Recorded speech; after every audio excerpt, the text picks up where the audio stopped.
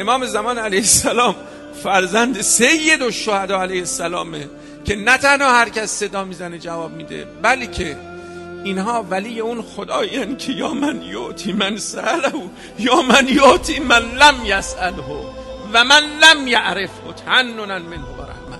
سید الشهدا علیه السلام شب عاشورا بلند میشه میریم پیش عمر سعد.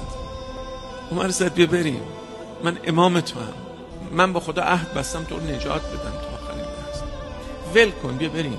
عمر سعد اخباریو میگم که به کسی نمیگم، من از غیب بهت خبر میدم. عمر سعد ملک ری به تو نمیرسه، تو از گندم ری نمیخوری. بعد حضرت رو مسخره میکنه و یه چیزی میگه.